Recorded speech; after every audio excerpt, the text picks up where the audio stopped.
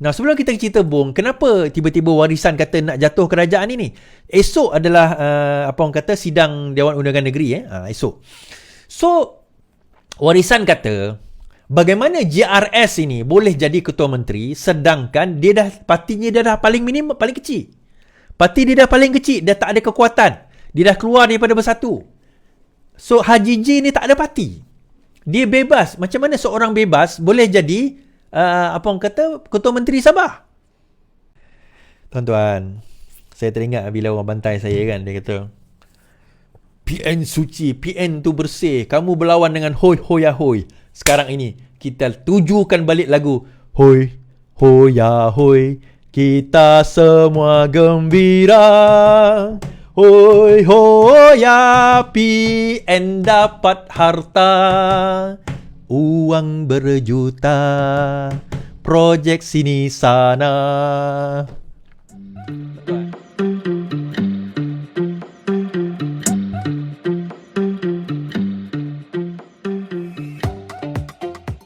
Kita cerita hal Sabah pula. So sekarang ni Sabah ni macam mana sebenarnya kan?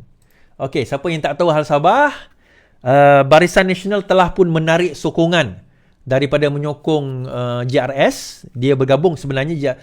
Okey, lepas PRN Sabah hari itu, apa yang berlaku adalah kerajaan dibentuk daripada dua gabungan. Pada waktu itu, warisan ada 29 kerusi, tapi nak membentuk majoriti kena ada 37. Pada waktu itu sebenarnya bukan 37, dia kurang sikit. Tapi dengan kerusi baru 37 lah. So what happened is, I think 37 betul, 73 majoriti. So what happened is, sekarang ini Barisan Nasional sudah menarik sokongan. So Barisan Nasional dia ada lebih kurang 16 kerusi. Nah, kalau UMNO, bukan Barisan Nasional UMNO. Kalau UMNO tarik 16 kerusi, kalau ikutkan sekarang ni dia ada 49. Okey, GRS campur UMNO, campur Bebas, campur PKDM, campur Parti Harapan, dia ada 49. Di mana GRS dia ada lebih kurang dalam GRS kalau gabung semua iaitu 28 kerusi. Di mana teras JRS 14, STAR 6, PBS 7, SAPP 1. So kalau gabung semua dia ada lebih kurang 28 kerusi. UMNO ada 16 kerusi. So Bebas ada 2, PKDM ada 2, Harapan ada. So dia ada 49. Bila UMNO kata dia menarik diri, sekarang ni tinggal 33. Saya kata majoriti tadi berapa? 37. So bila dia 37, 33 jatuh.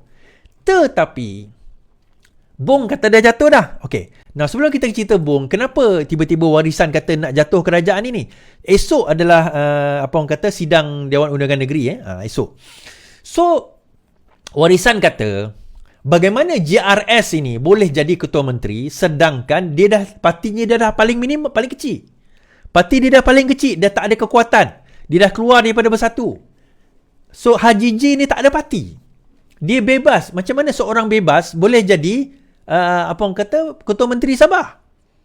Jadi dia kata perlu dijatuhkan. Jadi kemudian beberapa hari lepas Barisan Nasional mengeluarkan satu kenyataan bahawa mereka telah keluar daripada JRS, telah berkeluar daripada gabungan JRS. Dia tak masuk JRS, tapi dia bergabung dengan JRS, membentuk satu gabungan 49 kerusi. Namun begitu dia ada 75 sekarang, sebelum ni 73. Namun begitu, apa yang berlaku adalah kalau kita tengok, menurut Bung Mokhtar, Kemelut Sabah, tumpuan terhadap Anwar ekoran Bung enggan mengalah. Perdana Menteri Senor Ibrahim dilihat bersedia untuk campur tangan dalam kemelut politik Sabah apabila kembali ke Malaysia esok. Walaupun Ketua Menteri Haji J. Noor memperolehi majoriti dalam Dewan Undangan Negeri. Pengerusi Sabah Bung Mokhtar yang merupakan salah seorang pesaing Haji J enggan mengaku kalah walaupun mengakui Ketua Menteri itu mempunyai majoriti. Sebaliknya, Bung berharap Anwar boleh menyebelahinya. Sudah tentu dia ada 44 dun kerana dia ambil semua orang saya. Dirosakkan semua orang saya. Tapi tidak mengapa. Bola masih bergolek. Kita tunggu Perdana Menteri pulang esok. Mereka akan jumpa kami dan warisan. So apa yang berlaku adalah hari ini gambar. Siapa yang dekat Facebook saya akan nampak. Gambar ni apa orang kata ada daripada Adun PH yang menyatakan sokongan kepada Haji J sekarang ini. Haji J dakwa dapat sokongan 44 dun Sabah, cukup untuk kekal kuasa. Ketua Menteri Sabah Haji J. Noor mendakwa menerima sokongan seramai 44 ahli Dewan Undangan Negeri untuk kekal menerajui kerajaan negeri. Jumlah itu melebihi 4 sokongan adun yang diperlukan untuk membentuk kerajaan negeri dengan majoriti mudah. Gambar yang dirakamkan di tangga kediaman rasmi yang menunjukkan Haji J bersama dengan adun JRS, PH dan 5 adun UMNO Sabah. 5 adun UMNO itu adalah Syahelmi Yahya, Tanjung Keramat, Jasnih Daya, Pantai Dalit, James Ratib, Sugut, Yusof Yaakob, Simdumin dan juga Muhammad Arsyad Bistari, Tempasuk. Kelima-lima mereka semalam membantah keputusan BN menarik sokongan terhadap IJG. IJG Deputi Sinar Harian memaklumkan akun bersumpah untuk menyokongnya telah dihantar kepada Yang di-Pertuan Negeri Sabah Johar Mahiruddin semalam. Kita punya sokongan majoriti seramai 44 orang. Okey. So nampaknya bukan setakat perkara ini boleh berubah, Dun Sabah pun boleh berubah dalam keadaan yang agak pelik, tuan-tuan. Dia macam ni. Ada kemungkinan tak bahawa Bong akan duduk di kursi, sekarang ni Bong kerajaan di dalam kerajaan Sabah, dia kerajaan. UMNO kerajaan. So bila dalam keadaan ini dan yang 5 orang tu kata mereka tidak kisah untuk dipecat daripada UMNO. So PH dalam keadaan sebelum ini, PH adalah pembangkang. So sekarang ini bila PH menyatakan sokongan kepada IJG, adakah sekarang ni PH akan duduk dalam kerajaan? Ya. Itu kemungkinan besar. Jadi untuk menyelesaikan kemulut ini sebenarnya langkah terbaik. Tapi belum tentu. IJG kena buat undi percaya atau tidak percaya esok hari. Tapi nak bawa usul tu kena 14 hari kan? So tak sempat lah. Tapi speaker boleh buat undi usul tergempar. Kalau nak dibuat. Boleh juga kalau sekiranya dewan itu berlangsung selama 3 minggu, esok kemukakan 3 minggu lagi atau 2 minggu lagi buatlah undi percaya atau tak percaya kalau nak buat. Tapi kalau tak nak buat, mudah saja esok kena susun balik kursi mengikut kedudukan yang menyokong dan tidak menyokong. Mengikut kedudukan yang menyokong dan tidak menyokong. Itu sekarang ini antara kemelut. Okey? Itu antara kemelut sekarang ini yang diorang kena. Sangat menarik tuan-tuan. Dalam keadaan dan situasi yang ada sekarang ini, sangat menarik untuk kita nak saksikan bagaimana semua perkara ini nanti akan berlaku sebaliknya. So Sabah ni agak kompleks, saya kata. Sabah ni agak kompleks. Sebab itu menurut Bong Mokhtar, game is still on. Tapi Bong Mokhtar pun kalau dia nak kemukakan undi percaya pun boleh sebab dia masih kerajaan. So kalau dia nak buat unsur undi percaya, dia kena bawa esok. Tak cukup dengan SD sebenarnya. Kan, tak cukup dengan SD sebab sebelum ini dia kata kerajaan tak tumbang. Nah, ada yang timbul persoalan daripada saya. So kalau Sabah ni apa saja yang berlaku kat Sabah ni, soalan mereka adalah adakah UMNO BN Datuk Seri Anwar Ibrahim akan tumbang? Adakah Datuk Seri Anwar Ibrahim akan tumbang? Okey, jawapan mudah saya tak.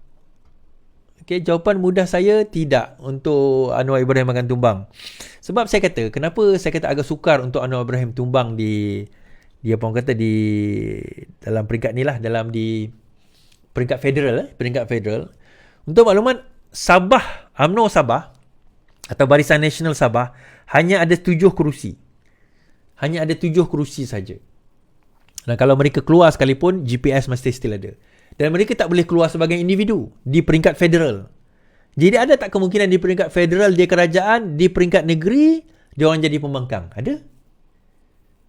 Ada kemungkinan sekarang ni pun. Kalau kita tengok PH di peringkat federal adalah kerajaan bersama dengan JRS. Tapi di peringkat negeri, PH adalah pembangkang.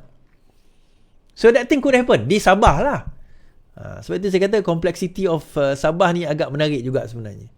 Alright. Kedua, kalau kita tengok, it all falls into its places sekarang ni. Semua dah nampak jelas. Macam saya kata beberapa hari lepas kan, semua nampak jelas. Kenapa PN tak nak kerjasama dengan PH membentuk kerajaan perpaduan tanpa ada pembangkang? Kerana pada waktu itu Anwar Yang di-Pertuan Agong kata yang paling besar lah akan dapat jadi Perdana Menteri, iaitu Anwar Ibrahim. Gabung je lah, betul lah kerajaan, apa isu dia? Once dia jadi Perdana Menteri dia boleh tengok semua dokumen di semua kementerian. Kalau menteri tak boleh. Kalau dia hanya sekadar seorang menteri, dia tak boleh tengok kementerian lain, dia hanya boleh tengok kementerian dia. Tetapi kalau Anwar jadi Perdana Menteri, dia boleh minta semua dokumen di semua kementerian untuk dia nak tengok satu persatu. Itu yang dia risau. Sebab itu penting bagi mereka untuk menang dalam pilihan raya ke-15 ini. Sangat penting tuan-tuan. Kerana apa? Pada PR masa COVID hari tu, dia realise satu perkara. Kita sekarang ini, dia kata Perikatan Nasional berfikir, kita nak lawan 2 giant. Perikatan Nasional ni bersatu dengan PAS. Dua-dua tak boleh pakai, dua-dua tak ada duit. So dia kata kita nak lawan Giants. Siapa Giant tu? Pakatan Harapan dan Barisan Nasional. Jadi kita nak lawan tu daripada segi glamour, daripada segi di orang kata apa, disukai oleh orang. Benda tu tak ada. Tak ada, belum, tak sempat. Dia orang baru nak buat Perikatan Nasional ni baru. Dia tahu Johor, Melaka itu dah bukti bahawa mereka ditolak oleh rakyat. So dia kata, kalau tak boleh itu, kita kena guna dana, kita kena guna duit. Sebab itu Sanusi, ingat tak dia punya speech tu? Kita bagi orang PH tak ambil duit pun, boleh pergi undi. Kamu semua bodoh, dia kata, bodoh. Sebab itu yang video Abah pasal bodoh tu kan, yang video saya buat berlakonan semalam tu kan, pasal bodoh. Itu Sanusi cakap bodoh, ambil duit, bodoh maksudnya. Dan video viral di mana PN bagi duit. Tuan-tuan, mana dia orang dapat duit? Cuba fikir logik, kat mana dia dapat duit? Antaranya stimulus package ni. Dan kita tengok tadi bahawa sebenarnya ada kaitan. Siapa orang kanan itu berkaitan dengan apa? Betul tak betul, biar SPRM akan tentukan. Bagaimana dia jadi orang tengah, dan beberapa syarikat menurut siasatan SPRM mengakui yang mereka dah bayar. Ni dalam siasatan SPRM dah bayar. Tapi hari ini, semalam Syafiq, ada seorang TikToker dan nama Syafiq, dia buat laporan polis. Dia kata Anwar Ibrahim telah menipu berdasarkan kepada kepada laporan Zafrul bahawa sebenarnya Anwar Ibrahim menipu. Menipu kenapa? Dia menipu kerana Zafrul mengatakan bahawa 600 bilion itu telah dibahagikan dengan adil, transparent, tidak ada korupsi. Okey, saya nak jawab benda itu. Saya dah jawab dah hari itu, saya jawab lagi sekali. Dan kalau boleh ambil part ini, 600 bilion Zafrul, kenapa kontradik dengan yang Anwar cakap? Bahawa ada korupsi berlaku. Okey. Pertama sekali, sebagai Menteri Keuangan, Zafrul tugasnya memantau jumlah yang telah atau package yang telah disebut oleh Perdana Menteri. 600 bilion. Dia bukan Perdana Menteri.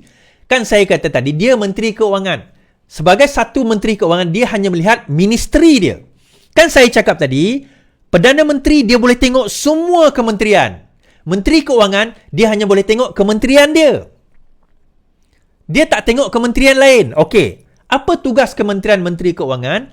Tugasnya adalah bahagikan jumlah duit yang ada itu, iaitu 92.5 bilion, mengikut bajet yang telah diberikan oleh setiap kementerian. So, setiap kementerian ni bagi bajet. Okey, pendidikan berapa, KPKT berapa, luar bandar berapa, Menteri Alam Sekitar berapa, Tuan Ibrahim, Tuan Man, Tempatan Banjir berapa dia minta. Semua minta. Dia ada jumlah-jumlah tertentu. So, sebagai Menteri Keuangan, tugas dia adalah saya bagi kepada kementerian-kementerian ini. Bagaimana kementerian itu membelanjakan, menguruskan, membahagikan, melantik, meranimahkan duit tersebut bukan tugas keperluan Kementerian Keuangan. Tugas Kementerian Keuangan, sebab itu dia kata transparent. Betul lah. Betul lah Zafrul tu transparent. Maksudnya bukan Zafrul kata Kementerian Keuangan, Kementerian Tempatan Banjir, Kementerian Environment, Alam Sekitar, kau nak berapa tadi? 4 bilion. Aku dapat berapa? Okeylah, aku bagi kau 3.9 bilion. Balance tu aku punya, masuk akaun aku. Zafrul tak kata macam tu. Zafrul kata, dia minta 4 bilion. Saya bagi 4 bilion. Ini dokumen dia, ini surat dia, ini dia punya tata cara. Maksudnya transparent. Betul lah apa yang Zafrul kata. Tapi bila dah sampai dekat situ, bagaimana pengurusan itu? Yang itulah yang keluar cerita-cerita ni tadi. Faham? Nampak? Jadi adakah Anwar menipu? Tidak. Adakah Zafrul menipu? Pun tidak.